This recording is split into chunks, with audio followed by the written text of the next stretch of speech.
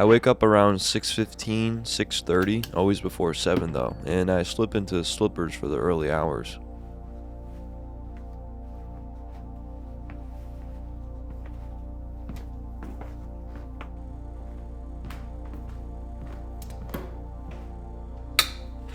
I start the day with a cup of herbal tea, and I've been drinking a lot of nettle leaf tea to help with my seasonal allergies, which have been terrible in the morning.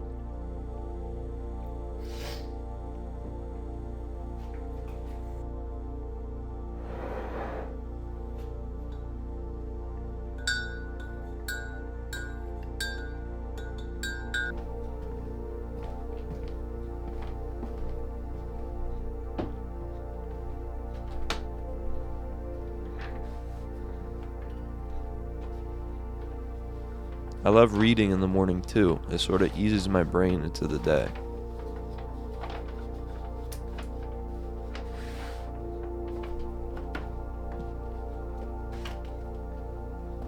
I read for an hour or longer depending on how good the book is, then slip into my boots and the rest of my uniform.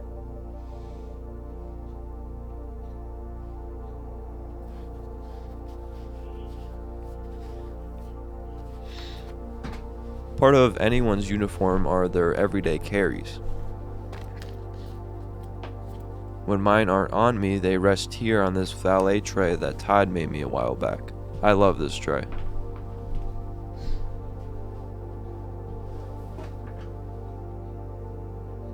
I take my pocket notebook and a ballpoint pen to make an entry for the day. I list the half a dozen things I want to get done, and hopefully they'll all get crossed off. I don't go on any of my digital devices for at least an hour after I wake up. I usually first check email and reply to YouTube comments. And the rest of the day, either I'm working in the bakery for a 6 to 8 hour shift, or I'm working on a video for this channel. Mondays are my favorite day of the week because I usually have it off from the bakery and I head to my post office to pick up letters. I spend a couple hours reading and replying to the letters I get, which I love. I try to film something every day, and this is more so just to build an archive of footage. A lot of my footage you've never seen before, but you will see in the future. Today I filmed an oil change on my tractor, and that video won't be coming out till May. If I'm working in the bakery, which is about 4 days a week, then I get out around 8-10 at night, to which I eat dinner and write. I like writing at night because it's when my mind feels at its sharpest for whatever reason. Either I'll be writing more letters or a video. By this time, which is about 9:30, 10 o'clock, I make myself another cup of tea and shut off all my devices. I've found that I very much enjoy the early and late hours of the day when they're accompanied by a cup of tea and a book. But I've also very much enjoyed the first and last hour of the day without a screen in my face. And if we were to call this an analog lifestyle, I think that's a big part of it. Slow yet steady and more controllable. In my opinion, this is what life's supposed to be like and always was before the damn blue light.